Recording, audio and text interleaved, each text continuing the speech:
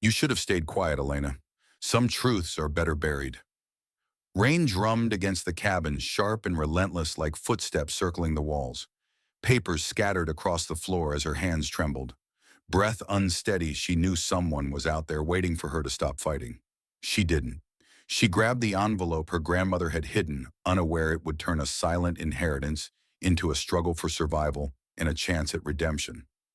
Before we dive in, let me know what time are you listening to this and where are you?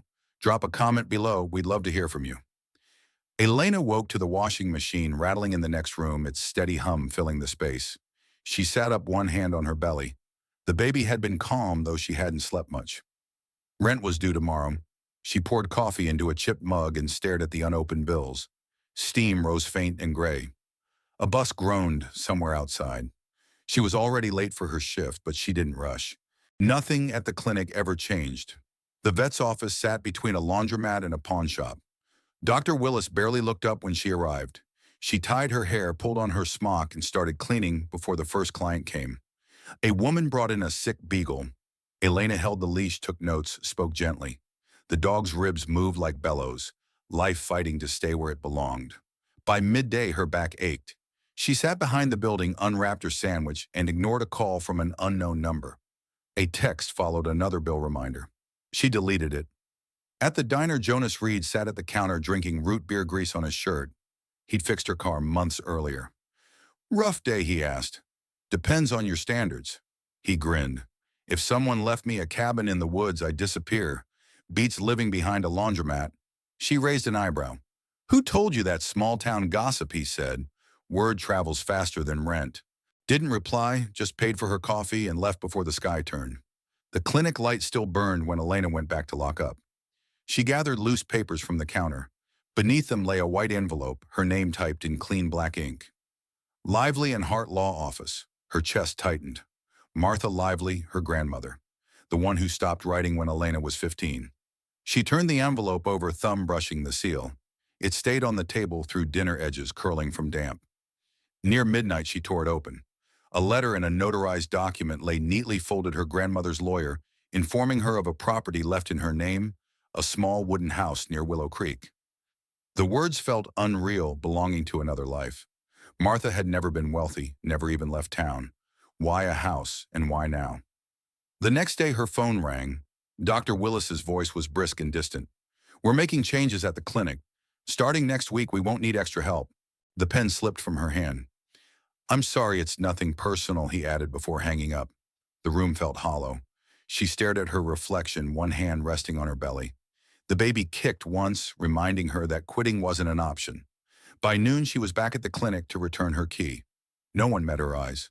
One assistant offered a quick, polite nod. A stack of new resumes sat on the counter. Her name wasn't among them anymore. She stood beneath the awning, unsure where to go. The uneasy sense of being watched pressed in, though the street was empty. "Bad day," Jonas leaned against his truck, wiping his hands with a rag grin, small but sincere. "You could say that. Want me to look at that car again, or drive you out of town altogether?" Her laugh came out thin. "You don't even know where I'd go." He shrugged. "Doesn't matter. Any direction's better than standing still." They lingered there, water pooling under the tires. Elena tucked the envelope into her jacket, thanked him, and crossed to the bus stop. That night, she packed her drawers into a single duffel. No plans, no hesitation. The landlord's notice hung by the door, rent due, fee pending. She left it there. When the bus pulled away, streetlights blurred against the glass. One hand rested on her stomach, feeling the faint rhythm beneath. "We'll figure it out," she whispered. The road stretched ahead, long and dim, leading back to a place she hadn't spoken of in years. Willow Creek. She stepped down with her duffel, unsure where to begin. The driver handed her a folded map. "You'll need this," he said before shutting the door. Cold cut through her jacket. A narrow road stretched ahead toward faded storefronts and a gas station. She walked until her legs ached, stopping at a diner with a sign that flickered between letters. A few locals sat over their meals. The waitress poured coffee without asking. "Looking for something?" she asked, eyeing the bag. "Just passing through," Elena replied, though it wasn't true. The woman nodded toward the street. "That road leads to the old Lively place. Folks don't go there much." Elena's mouth curved faintly. Guess I do now. A mechanic shop came into view. Jonas Reed stood talking to a driver, arms crossed. Surprise flickered when he saw her. Didn't think you'd actually leave town? Didn't think I would either. He offered her a ride and she climbed in without hesitation. The truck carried a faint mix of oil and pine. Neither spoke for a while. As the trees thickened, he glanced over. You sure about staying here? That house has a reputation. Bad one, depends who you ask. The cabin sat behind a rusted gate. The lock stuck until Jonas pried it open with a wrench. Hinges groaned when the door gave way. Dust hung in the stillness, tinged with cedar. She ran her hand along the counter and found a thin film of ash. Crooked photographs lined the wall, one of her grandmother younger, smiling with a group of teachers in front of a brick schoolhouse. Beneath it lay a worn notebook with Martha Lively scrawled across the first page. Jonas leaned against the doorway. Needs work, but it's solid. I'll manage. He nodded and placed a flashlight on the table. Keep this. Power lines out here don't always hold. When he left, the house closed around her again. She unpacked slowly, clothes, folded letters stacked. While sweeping, something clattered behind the cupboard, a small rusted key. Branches shifted in the wind. She slipped the key into her pocket and sat down, notebook open on her lap. The handwriting tilted unevenly, lines crossed out and rewritten. Her grandmother's words ran steady beneath the wear. Some debts aren't paid with money. Some are buried where no one dares to dig. The sentence stayed with her as she traced the ink with her thumb, wondering what kind of debt her grandmother had left behind. By dawn, the house felt less foreign, though every creak still carried weight. Elena made instant coffee on the stove and sat with the notebook open. Pages clung together, ink blurred from damp. She read until her eyes burned. Dates lined the margins, town council meetings, notes on missing funds, a list of names marked twice. Beside one, her grandmother had written a single-word liar. Halfway through, a folded envelope slipped free. A hand-drawn map fell out. At the bottom, the school's south lot checked the pipe records. A floorboard shifted behind her. She turned too quickly, knocking over her cup. A shadow moved past the porch, then vanished. She stood still, breath caught, but nothing followed, only wind pressing against the walls. To clear her head, she stepped out. The dirt road stretched empty in both directions. Across the fence, a man in an orange vest waved while trimming branches. "You the new owner, I guess I am." "Brave woman," he said with a grin. "Folks don't last long there. Bad luck or bad memories, depending who you ask." She thanked him and went back, unlocking the door. The faint scent of coffee lingered on her hands. Later, an elderly woman arrived with a basket of canned goods. "Welcome to the neighborhood," she said, tone kind but measured. "Your grandmother was a fighter. Not everyone like that." Elena nodded. The woman's eyes softened. She stirred trouble about the school fund before she got sick. Best to let that rest, dear. After she left, stillness settled again. Elena sat near the table, the map spread open, the ink faint but clear. Pipe records. The words meant nothing, yet her gaze wouldn't leave them. While sweeping, her broom struck something hollow beneath the boards. She crouched, listening. An echo answered faintly. Uneasy, she tried the small key she'd found the night before in the cupboard near the sink. The lock resisted, then gave with a click. A tin box lined with newspaper held a few photographs, a watch, and a note. "If they come, tell no one." The handwriting matched her grandmother's. A truck engine rumbled beyond the fence. Through the curtain, she glimpsed a dark pickup pause at the end of the drive. The driver didn't step out, just waited, then pulled away. Her pulse slowed as she folded the note, placed it back, and closed the cupboard. Branches brushed the siding. She glanced toward the road, then spread the map beside the notebook. The markings seemed to form a path she hadn't seen before. Elena walked into town with the map folded in her pocket. Clouds hung low, the scent of soil rising with each step. Houses lined the road lived in, but guarded curtains shifting as she passed. At the town hall, the clerk nodded politely. "Records office is down the hall." "What are you looking for?" "Property files," Elena replied. "The school's south lot from the late 90s. The clerk's face shifted, brief but telling. "Those were moved to archive storage, not open to the public." "I'm family of Martha Lively," she said before realizing why. He hesitated, then called someone from the back. A man in a gray suit appeared, tall, well-groomed, smile practiced. "You must be Elena Moore," he greeted. "Richard Hale. We corresponded about your grandmother's estate." His tone carried quiet authority. He extended a hand. She took it out of formality. Your grandmother was remarkable, he went on. Determined may be too much. She caused herself plenty of trouble chasing old records. Best to leave them buried. The words balanced between caution and threat. I just want to understand what she was working on. He smiled a neat dismissal. You'll find people here prefer peace. Peace built on what moving forward, he replied and walked off. Elena stepped out, lungs tight. A few passers-by murmured her name, eyes slipping her way before turning aside. By the time she reached the market, the whispers followed. One woman leaned close to another. She's in that cabin. Poor thing, came the reply. Some families never learn. At home, the door stood ajar. Drawers yanked open, papers scattered, the notebook gone. Her pulse thudded as she sifted through the mess, finding only the empty tin box. Jonas arrived carrying groceries. What happened? Someone came in. He crouched by the doorframe, studying it. Locks untouched. They had a key or skill. I don't even know who'd want to break in. You sure? His tone softened. This wasn't random. She sank onto the couch. They took her notes. Everything. Jonas picked up a cracked picture frame showing her grandmother at the old school. Maybe they thought it was worth something. Then they'll come back. Let them, he said. You're not alone here. The clock ticked unevenly. The house, once still, now felt unsettled. She gathered what she could: papers, torn receipts, a photo under the chair. When she reached for the frame, the back loosened. A folded note had been hidden behind it, her grandmother's handwriting, faint but clear. They watch whoever asks questions. If you read this, you're already part of it. Their eyes met. Neither spoke. The phone rang before dawn. Elena answered on instinct. A woman's calm, deliberate tone came through. Is this Martha Lively's granddaughter? Yes, she answered, tightening her grip on the receiver. This is Diane Hart.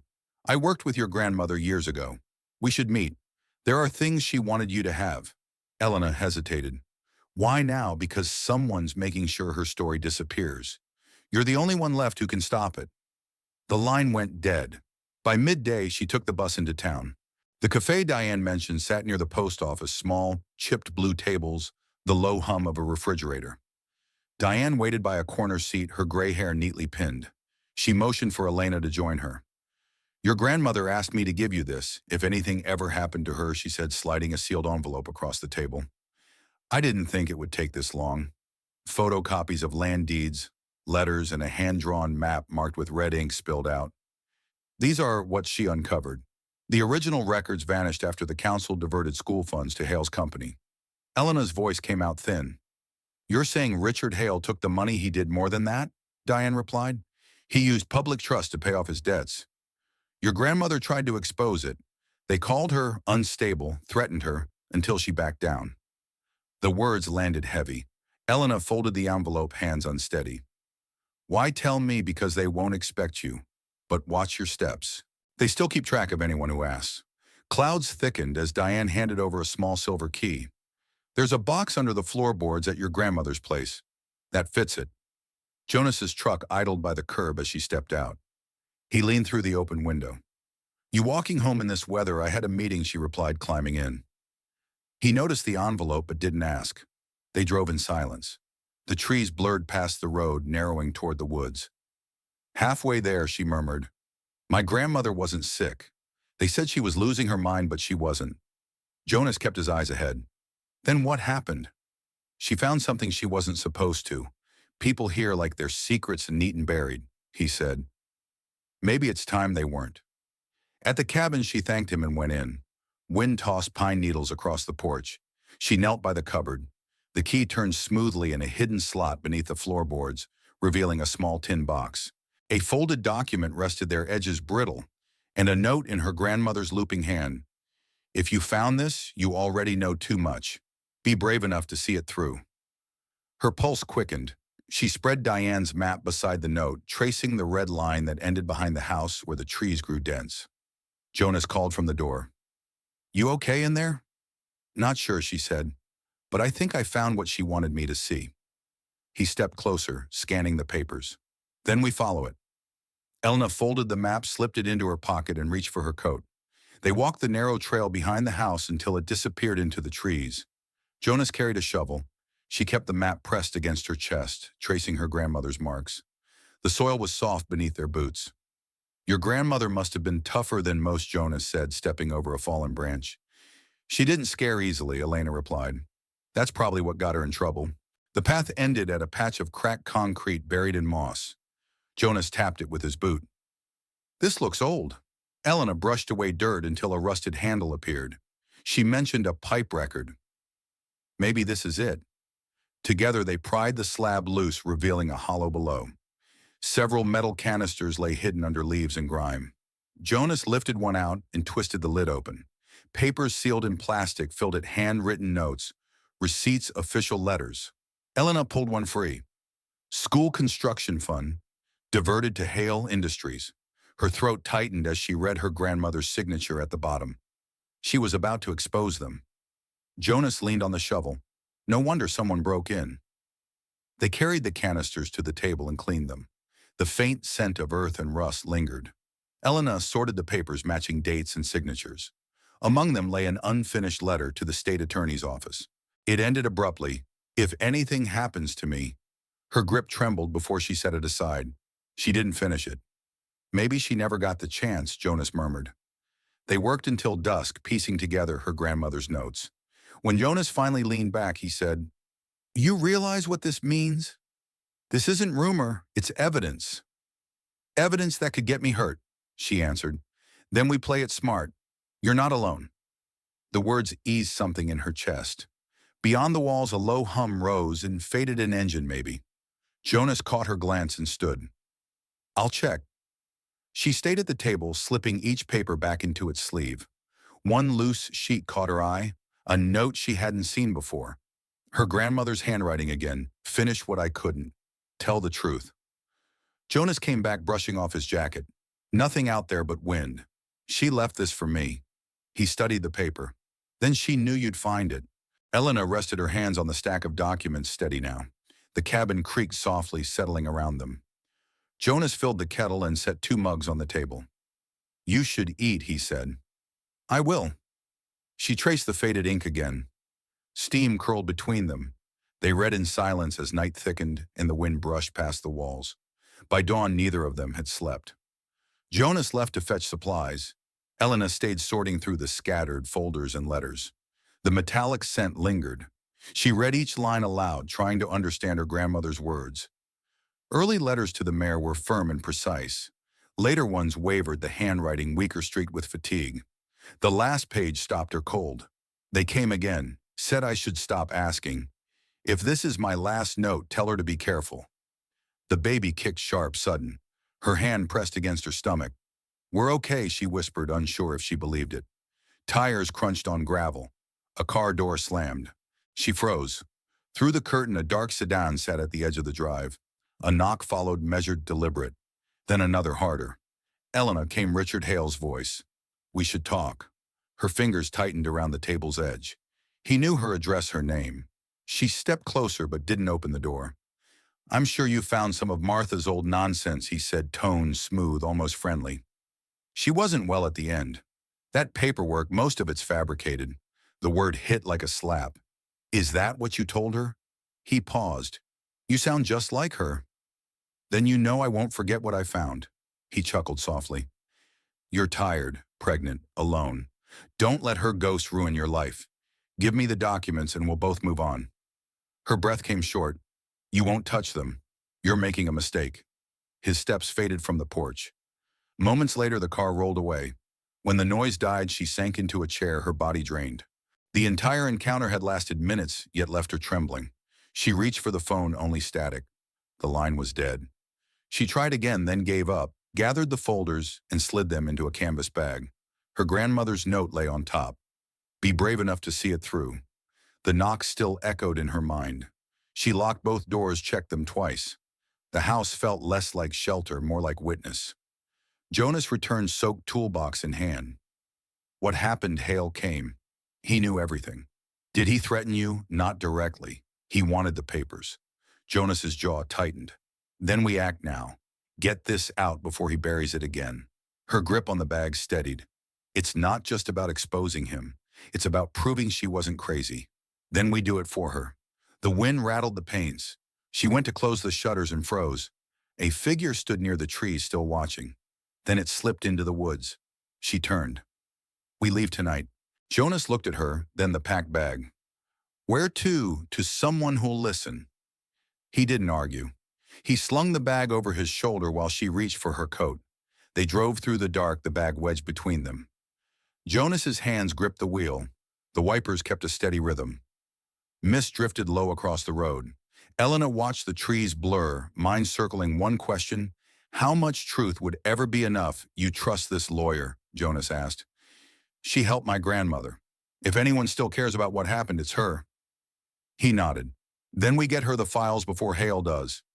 At the edge of town, they stopped at an old diner. The waitress poured coffee without a word.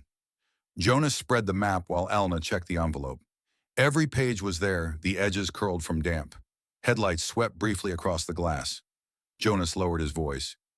You think he's following us? Maybe, she said. But we keep going. They left their cups half full and took the back road towards Salem, the one Diane had written down. The silence grew heavier as dawn thinned the mist. Near the bridge, a patrol car blocked the way. A uniformed officer stepped out. Bridge is closed for inspection. You'll have to turn back. How long? Elena asked. Hard to say, he replied, glancing at the bag. Jonas's grip tightened. We'll find another way. When the bridge disappeared behind them, Elena whispered, that didn't feel like an inspection. It wasn't. We'll cut through the forest road. The detour turned rough gravel, giving way to dirt. A mile and the truck jolted and died. Jonas jumped out, lifted the hood. Steam hissed. Can you fix it? Not without coolant. We walk maybe 2 miles. With this bag, we can't leave it. They started on foot, mud heavy on their shoes. The scent of wet pine clung to the path. Halfway down the trail, gravel crunched behind them. Elena turned.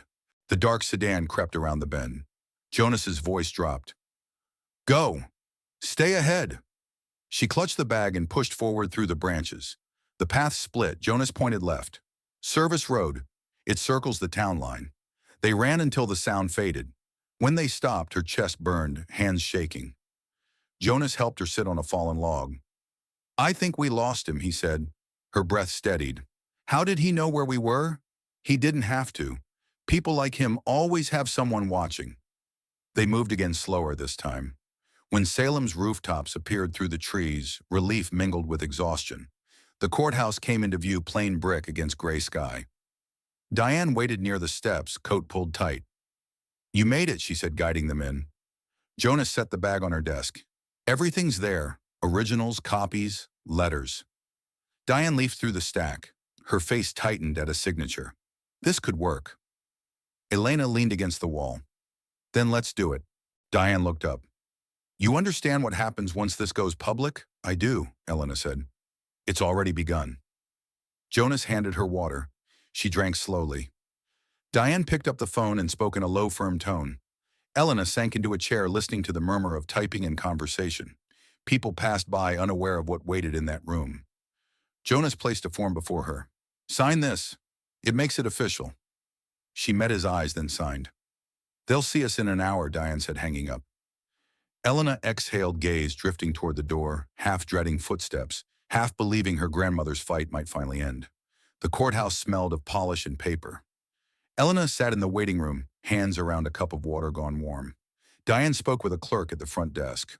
Jonas leaned against the wall, his shirt streaked with mud from the forest. A door opened down the hall. A man in a dark suit called her name. Diane gave a small nod. It was time. The room was smaller than she'd imagined. 2 officials sat behind a cluttered table, a recorder blinking red between them. Diane began explaining the files, her tone steady. Elena followed, answering questions about where she found the papers and what they contained. Her voice shook at first, then steadied. One official paused at the letter to the state attorney's office. You understand this could reopen a closed case? I do, she said. It was never closed for the people who were cheated. Jonas rested a hand on her chair, silent but near. Diane passed another folder forward. This shows Hale's use of the school fund to cover private debts. Martha Lively uncovered it before she died. The man flipped through the pages, frown deepening. These signatures, are you sure they're real? They were hidden on her property, Elena replied. There's no mistaking her handwriting. He nodded slowly. We'll need verification, but this is serious. When the statement ended, Diane gathered the folders. The officials promised to review the evidence and warned that Hale would fight. In the hall, light felt harsh. Elena walked toward the exit, footsteps echoing. Jonas followed with her coat. So that's it, he asked. For now. But he won't stop. Jonas opened the door. Then we stay ahead. Across the street, Diane checked her phone. He already knows. Someone from his office called. He's moving to block release of the documents. Elena let out a breath. He's faster than I thought. Or scared, Diane said. Men like him move quick when they're cornered. They drove to a small motel on the edge of town. Diane had booked 2 adjoining rooms. Jonas carried the folders and placing them on the desk. Elena sat on the bed, rubbing warmth into her hands. Tomorrow I'll meet a journalist I trust, Diane said. If the case stalls, we'll go public. Elena nodded. He came to my house, she murmured. Told me she was lying. Said to hand everything over. Diane's expression softened. That's fear talking. He's losing control. Jonas cracked the window for air. Then we don't give him what he wants. Elena leaned back, fatigue pulling at her limbs. The hum of passing cars blurred into the background. For the first time since Willow Creek, she felt her grandmother's voice no longer whisper. It spoke through her. Jonas worked at the desk, fixing the strap of her torn bag. You don't have to stay, she said. He didn't glance up. You don't have to keep fighting either. But we're both still here. She smiled faintly, reached for her glass, and drank. Diane paced between rooms, making calls, voice calm but firm. Jonas set the repaired bag aside. Tomorrow's going to be rough, isn't it? Probably, but easy days stopped mattering. He nodded. Then we take the next one.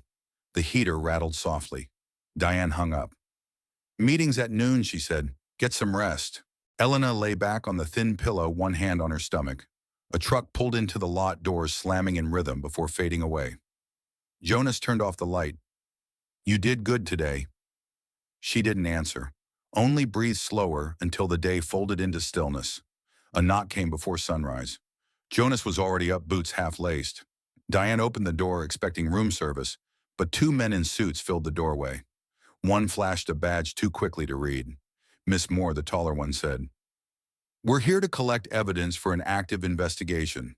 You're in possession of restricted documents. Elena sat up, blanket falling away. They're already with the district attorney. That's not what our records show, the man replied, stepping in. His tone stayed courteous. His eyes didn't. Jonas moved between them. You have a warrant? No answer. The man's gaze shifted to the desk. Diane blocked his path. You don't touch anything without a court order. The second agent, younger, looked uneasy. This can stay simple, he said. Just hand over the originals. Elena rose, pulse hammering. You're working for Hale. The older man smiled thinly. We work for the county. Mr. Hale sits on the board. Everyone answers to someone. Get out, Diane said. The men hesitated, exchanged a glance, then left.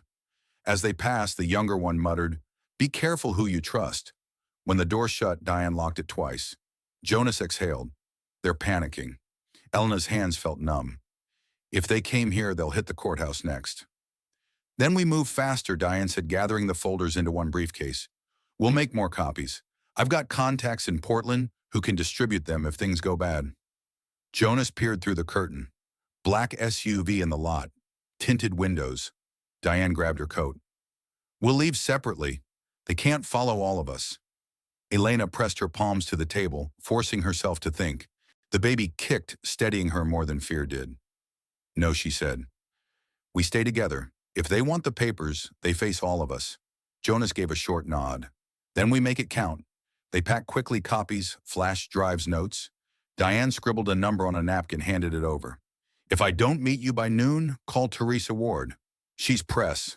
She'll know what to do. Don't say that, Elena muttered. Just planning ahead. They slipped out the side door, cutting through the service alley. Cold air sharpened their breath. Jonas started the truck while Diane studied the map. On the highway, the SUV vanished from the mirror. Flashing lights appeared ahead, another roadblock. Jonas slowed. You've got to be kidding. He's using the sheriff's office, Diane said. If we stop, they'll take everything, Elena whispered. Then we don't, Jonas replied, turning sharply onto a side road. Gravel sprayed. The truck rattled over potholes, then eased behind an old warehouse. We walk from here, Jonas said. Diane adjusted her briefcase strap. We're not hard to spot. Elena let out a short breath that could have been a laugh. Maybe that's fine. They followed a fence line, the hum of traffic faint beyond. Every step felt heavier. At the rail station lot, Diane checked her watch. 20 minutes. Jonas scanned the street. Let's hope she's early. Elena sat on the curb holding the bag tight. Her legs throbbed from the walk. A bus pulled up across the street. A few passengers stepped off. For a heartbeat, she half expected Hale's face among them. Instead, a woman in a gray coat crossed toward them, press badge glinting. Diane's shoulders eased. That's her. Elena stood feeling the paper's weight in her hands. Jonas nodded once. Go on. It's yours now. She stepped forward, pulse steadying the moment, stretching just enough to feel real.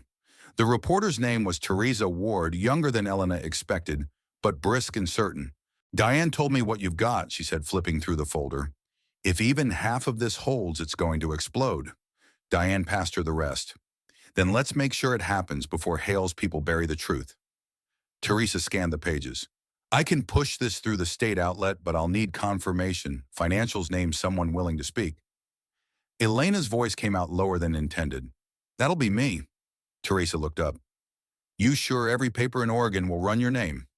Jonas answered for her. Her grandmother tried once. They buried her for it. Teresa's expression softened before she tucked the papers away. Then we don't let them do it again.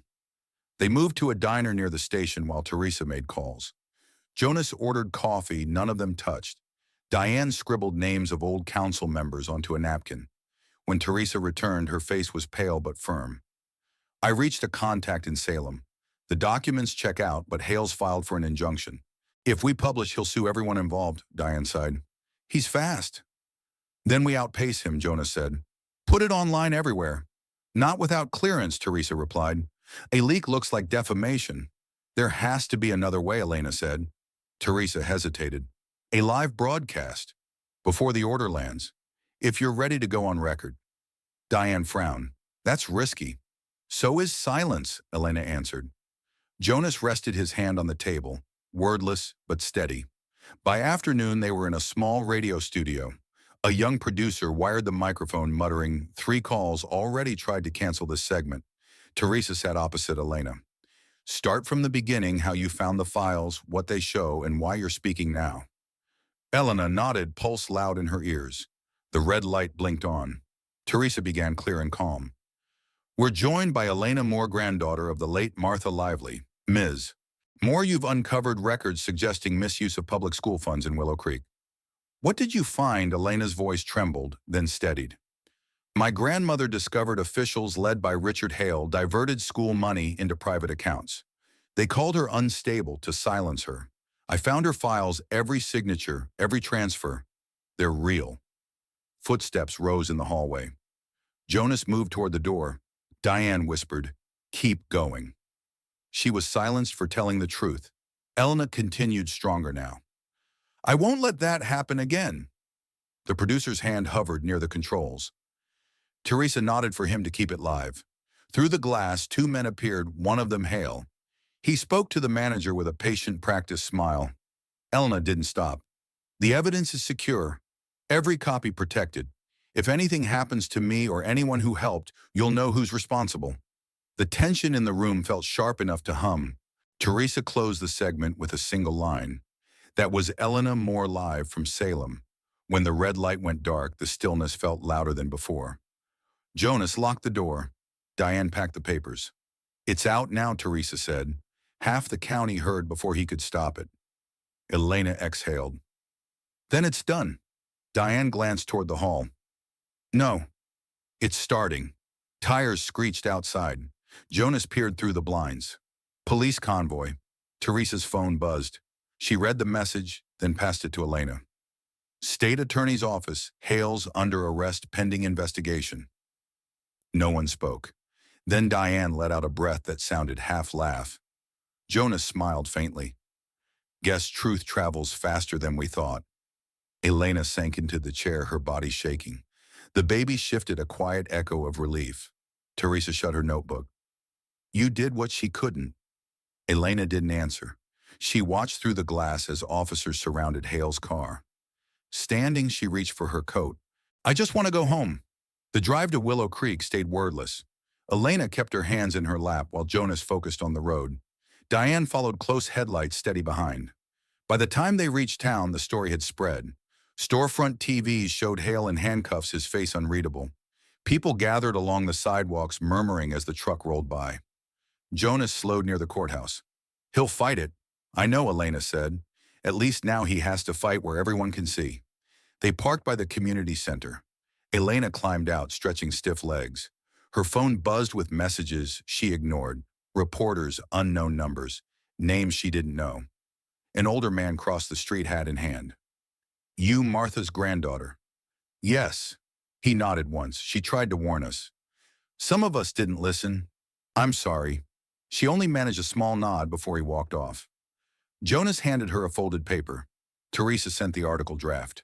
Her grandmother's name filled the page, no longer discredited, no longer hidden. One line stopped her. Justice delayed, but not denied, finds its voice through those who inherit silence and refuse it. She would have liked that, Elena said. Then you gave her what she wanted. They walked to the house. Elena placed her bag down and knelt by the cupboard where she'd first found the tin box. The space was empty, but she traced her fingers along the boards anyway. Jonas leaned in the doorway. You're staying here, I think so. The house deserves someone in it. I'll help fix the roof before I go, he said. She smiled. You and that toolbox. It's what I'm good at. So am I, she said, glancing at the papers. Just in another way. The pause between them felt easy. Later, Diane called. The attorney's office confirmed everything. He's charged with fraud and obstruction. The story airs tonight. Elena thanked her, set the phone down, and stayed still for a while. Jonas broke the pause. What now? She looked around the room, the worn furniture, her grandmother's traces still there. Now we keep living, he nodded. Harder than it sounds. Maybe that's the point. They packed the last documents for the archive. When the power flickered, Jonas went to check the generator. Elena folded the final folder and found a scrap tucked inside a note in her grandmother's hand. Don't let the truth end with me. She placed it on top, tied the box closed, and slid it onto the shelf. Jonas called from the yard, asking if the lights had steadied. She wiped her hands on her jeans and walked toward the door, answering him as she went. The news spread fast. Cars lined Main Street, reporters mixing with residents who'd once kept to themselves. The town that used to whisper about Martha Lively now spoke her name freely, as if making up for lost time. Elena sat on the porch while Jonas fixed the gutter, the hammer's rhythm steady. Down by the fence, children splashed through puddles. Life went on easily, though hers still felt caught between what had ended and what might begin. Diane called. The ruling's confirmed, she said. Hale's bail denied, assets frozen. It's going to trial. Elena leaned on the railing. So it's done, not yet, Diane said. But you did what had to be done. She stayed there, tracing the worn wood under her hand. Jonas came down the steps, wiping his brow. Roof's patched, he said. You've said that since we met. He grinned. Everything's temporary until someone tends to it again. They ate what was left in the pantry, bread, soup, apples. While they ate, Elena sorted boxes of her grandmother's notes and letters, each motion careful and certain. You staying? Jonas asked. I think so. Maybe turn this place into something useful, a reading room, maybe a meeting hall. That sounds like her. Maybe it sounds like me, too. A knock interrupted them. The same old man from town stood at the door holding a framed photo. Found this in the archives, he said. Your grandmother and my wife when the school opened. Thought you'd want it. Thank you, he nodded. You did right by her and left. Elena placed the picture on the shelf above the desk where light usually fell. The faces looked younger than she'd ever seen her grandmother, bright with a certainty she'd only recently begun to understand. Jonas packed his tools. I should get back to town. My shop's been closed too long. They'll forgive you. Not when their cars won't start. She followed him to the truck. You'll call if you need help, I will, she said. He nodded, started the truck, and waved once before driving off. Elena watched until the sound faded, then went back in. The rest of the day passed in small tasks, washing dishes, stacking books, wiping dust from the sills. Each motion steadied her. At the table lay her grandmother's last note, "Finish what I couldn't." She folded it into the new journal she'd started that morning. The town hummed faintly, voices hammers, a dog barking somewhere down the road. The same place that once shunned her family now seemed lighter, as if something had finally let the light through. She closed the journal, set her palm on the cover, then made tea. Carrying her cup to the porch, she sat watching the treetops sway beyond the fields. Behind her, the floorboards creaked, less a ghost than the house remembering how to rest. Days slowed after Jonas left. The house found its own rhythm, the creak of boards, the mail truck passing the clock above the kitchen door ticking steady. Elena woke early, not because she had to, but because stillness no longer felt heavy. She spent hours sorting her grandmother's notebooks, unfinished lessons, notes about neighbors, small kindnesses. Reading them, she saw her grandmother had never stopped teaching. She'd just changed her audience. While cleaning the back room, she uncovered a bundle of envelopes tied with string. Most were unopened, stamped recipient refused. The dates matched the years after her grandmother's dismissal. She sat on the floor, the bundle resting against her knee. What hurt most, she thought, wasn't the lies, it was how easily people had looked away. That kind of cruelty lingered longer than anger. She carried the letters to the porch and untied them. A few came from parents thanking her grandmother for helping their children.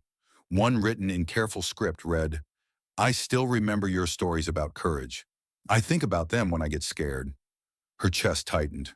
She hadn't cried when Hale was arrested or when the papers printed her name beside her grandmother's. But reading those letters in the soft hum of afternoon tears came without warning. She wiped them away, kept reading, then gathered the envelopes into a shoebox labeled "Letters of Thanks." It felt right to give them a home. That evening, Diane stopped by with groceries and a folded newspaper. "You made the front page again," she said. "They're calling you the woman who finished the story." Elena laughed. "That sounds dramatic," maybe Diane said. "But sometimes people need a little drama to notice what matters." They ate soup at the kitchen table, talking about neighbors, repainting fences, and the weather turning colder. Before leaving, Diane squeezed her shoulder. "You did more than clear her name. You gave this town a mirror." After she left, the house felt calm, not empty. The radio played softly, local news and old songs her grandmother might have liked. Elena stepped out the back door. The night carried the scent of damp soil. Beyond the fence, the forest loomed, still the same place where she and Jonas had unearthed the canisters. She listened to the murmur of crickets, her breath syncing with their rhythm. From the kitchen came the hiss of the kettle pulling her back. She poured the water, the tea bag strings slipping between her fingers. The baby stirred, a gentle reminder of what waited ahead. Her hand rested on her stomach. "We're home now," she whispered. 3 weeks later, the trial began. Elena hadn't planned to attend, but Diane insisted. "You don't have to speak," she said. "Just let them see the face behind the story." So she went. The courthouse smelled of paper and polish. Reporters crowded the steps, photographers waiting for someone to falter. Inside, everything felt smaller, its weight already spent. Richard Hale sat at the defense table, shoulders rigid, hair combed to precision, as if order could undo guilt. When he noticed her, a flicker, resentment, disbelief passed before he masked it with calm. Elena sat behind Diane and Jonas, palms damp against her skirt. The prosecutor read each transfer, each false account. Numbers landed heavier than words ever could. "They've got him cornered," Diane whispered. Elena said nothing. Watching Hale study his hands, she felt no triumph, only the slow collapse of a man whose ruin had finally caught up. By recess, Jonas suggested, "Let's get some air." They sat on a bench under the courthouse awning. Clouds pressed low. A storm brewed somewhere beyond sight. Across the square, children rode their bikes, laughter cutting through the thick air. "You holding up?" Jonas asked, handing her a bottle of water. "Just tired," she said. He nodded. After a pause, she asked, "Do you think he ever thought of her?" "Maybe. Some people remember what they did wrong right up until they forget why it mattered." The hearing ended near dusk. The verdict would take days, but everyone already knew. Hale's lawyers moved like men who'd already lost. Reporters swarmed the exit. Elena kept walking. She and Diane drove back to Willow Creek without speaking. Gray sky, muted fields. When they reached the house, Diane said she'd stop by tomorrow. The kettle whistled as Elena stepped in. She must have filled it earlier. She poured hot water into a chipped mug, watched the steam curl, then fade. A text from Teresa broadcast ran statewide. People are writing in teachers' families, old students. They remember her. Elena read it twice, warmth rising deeper than any verdict could bring. Later, she went to the garden. The soil still held last night's damp. She crouched by the fence, clearing weeds with steady hands. The rhythm grounded her. Jonas appeared carrying a wooden crate. "You weren't supposed to start without me." "I wasn't waiting," she said, smiling. He knelt, opening the crate seedlings, tools, small fertilizer bags. Figured we could plant something new, make it look alive again. She glanced toward the porch where light glowed faintly. "It already does." He laughed. "Still, a few rows of vegetables won't hurt." They worked until dusk, quiet but at ease. When they finished, neat rows lined the earth, fragile but enough. Jonas brushed the dirt from his hands. "People will come now, to see where it started." "I know," she said. "That's all right." He studied her a moment. "You've changed this place." She pressed soil around a seedling. "Maybe it changed itself." "I just stopped running long enough to notice." He lifted the empty crate. "I'll be back tomorrow. The fence still needs fixing." She nodded, watching until he disappeared down the path. Rain began again, light and unhurried. She stayed a moment longer, hands in the earth, before rising and leaving the door ajar behind her. Spring came slowly that year. Frost eased from the ground and grass began to push through. Elena kept busy with the garden. The seedlings she and Jonas planted had taken root, small, stubborn things. She spent her mornings there, sleeves rolled, hands steady. People began stopping by, some curious, some to help. Others brought books, chairs, cans of paint. The house no longer looked abandoned. It breathed again. One Saturday, Diane arrived with a stack of mail. "All for you," she said, setting it on the table. "Letters from people who heard the broadcast." Elena smiled. "You think I won't read them? I think you'll start and never stop," Diane teased. They read together. Some notes were brief thanks, others pages long, former students recalling lessons, neighbors confessing regret. One, written in shaky ink, simply said, "She told the truth even when we didn't want to hear it." By afternoon, Diane left for a meeting. Jonas showed up carrying a wooden sign he'd carved himself. "Thought you might hang this out front." It read, "Lively House, Community Center." Elena traced the grooves. "You made this. You said the place should mean something. Now it does." They hung it together. The nails went in crooked, but the board held. Jonas poured lemonade into two mismatched glasses. "The name suits you," he said. "I wasn't sure it would," she admitted. "But it does." They sat watching children ride past, their voices rising and fading down the street. The world felt softer, not perfect, just easier to live in. Her phone buzzed. Hale confessed to 2 counts. "Trial's closing early. It's over." She handed it to Jonas. He nodded. Relief came slowly, like air returning after a long hold. The kettle whistled. She poured tea while Jonas fixed the loose hinge on the door. They talked about repainting walls, starting a reading group, the names of volunteers. When he left, she walked him to the gate. "You'll come back tomorrow, wouldn't miss it." After his truck disappeared, evening settled in. The porch light flickered once, then steadied. Elena sat with her tea, listening to faint laughter drifting up the road. She washed the cups, folded a towel, then looked around the kitchen before heading upstairs. From the window, the garden stretched behind the fence, rows of green, pushing higher each day. She laid a hand on her stomach, turned off the lamp, and let the room slip back into stillness while the garden kept growing.